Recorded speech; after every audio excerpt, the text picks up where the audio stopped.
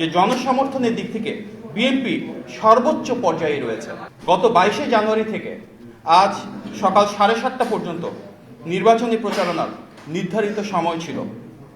উৎসবমুখর এই সময়ে দেশি ও আন্তর্জাতিক গণমাধ্যমের ধারাবাহিক প্রতিবেদন, বিভিন্ন নির্ভরযোগ্য প্রতিষ্ঠান ও জরিপের ফলাফল, বিএনপি চেয়ারম্যান জনাব তারেক রহমানের নির্বাচনী জনসভায় স্বতঃস্ফূর্ত ও বিপুল উপস্থিতি এবং মাঠ পর্যায়ের বাস্তবতা সবকিছু মিলিয়ে এটি আজ স্পষ্ট যে জনসমর্থনের দিক থেকে বিএনপি সর্বোচ্চ পর্যায়ে রয়েছে।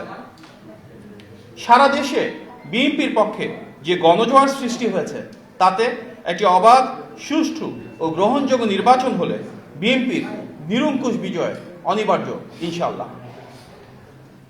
এই বাস্তবতা উপলব্ধি করে একটি নির্দিষ্ট রাজনৈতিক দল ক্রমাগত অপপ্রচার ছড়াচ্ছে, সহিংস রাজনীতির ইঙ্গিত দিচ্ছে, ধর্মকে রাজনৈতিক স্বার্থে অপব্যবহার করে ভোট চাইছে এবং এমনকি জাল ভোটের প্রস্তুতিও গ্রহণ করছে।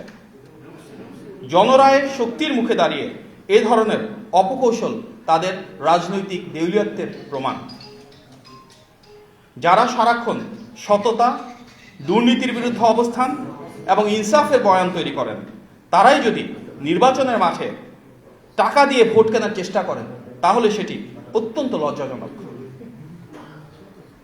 এই বিষয়ে খোদ দলীয় প্রধানের আসন ঢাকা 15-তে তার জন্য দাঁড়িপাল্লার ভোট চাইতে দলটির অন্যতম শীর্ষ আইনজীবী নেতা যেভাবে প্রকাশ্যে টাকা দিয়েছেন এবং ভোট কেনার চেষ্টা করেছেন, সেই ভিডিও ইতিমধ্যে দেশব্যাপী ভাইরাল হয়ে তুমুল সমালোচনার জন্ম দিয়েছে।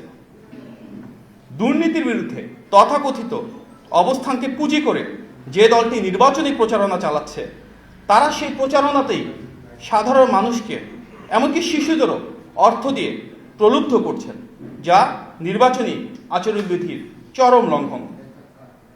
এটি অত্যন্ত পীড়াদায়ক যে স্বয়ং ওই দলের দলীয় প্রধানের আসনে টাকা দিয়ে ভোট কেনার অপপ্রয়াস চলছে। তাহলে চিন্তা করুন দেশব্যাপী দলটি কি করছে। নির্বাচনী আচরণবিধির এই লঙ্ঘন একাধারে জনবিচ্ছিন্নতা ও রাজনৈতিক দেউলিয়াত্বের প্রমাণ। যে দলটি প্রতিনিয়ত দুর্নীতির বিরুদ্ধে কথা বলে, তারাই যদি ভোটের মাঠে দুর্নীতির মাধ্যমে টাকা ছড়িয়ে দলীয় প্রধানের আসন সহ দেশব্যাপী এভাবেই জনগণের ভোট কিনতে চায়, তাহলে এর চেয়ে বড় দ্বিচারিতা ও নৈতিকতার লঙ্ঘন আর কি হতে পারে।